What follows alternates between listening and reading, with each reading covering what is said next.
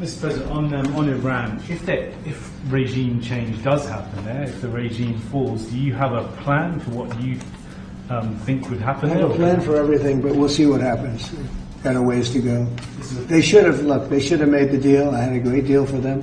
They should have made that deal. 60 days we talked about it, and in the end they decided not to do it, and now they wish they did it.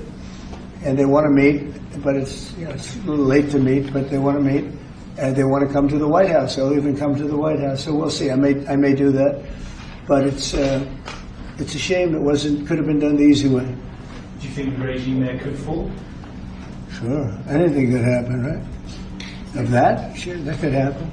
On Iran, obviously there's been a change from when you were pursuing a diplomatic negotiation. Yeah. Now you seem very open to the idea of potentially taking U.S. action. Obviously you're not going to tell us that. Can you walk us through what contributed to that change, how you got to where you are in making your decision now? Well, I think it started the first night. I mean, that first night was devastating, and it really knocked the one side off, as you know. It was a devastating evening, day. And it's pretty much proceeded that way. I have a meeting in the war room in a little while, situation room, as some people call it. So we're going to meet. We're going to see. We're in the midst of it's a terrible thing. I hate to see it. I hate to see all that death, so much death and destruction. But death primarily. That's what I hate to see. Does that mean you haven't made a decision yet on what to do? I have ideas as to what to do, but I haven't made a final. I like to make the final decision 1 second before it's due, because things change. I mean, especially with war, things change with war. It can go from one extreme to the other. War is very bad. There was no reason for this to be a war. There was no reason for Russia, Ukraine. A lot of wars there was no reason for. You look right up there, I don't know, see the Declaration of Independence, and I say, I wonder if the Civil War, it always seemed to me maybe that could have been solved without losing 600,000 plus people. So a lot of, it's very sad to see. It's very sad to see what's happening.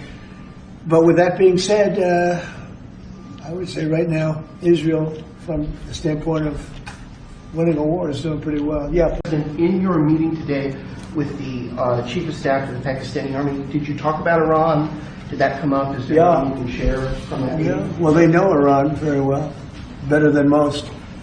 And they're not happy about anything. It's not that they're bad with Israel. They know them both, actually, but they're probably, maybe they know Iran better. But they see what's going on, and he agreed with me. The reason I had him here, I wanted to thank him for not going into the war, just, ending the war. And I want to thank, as you know,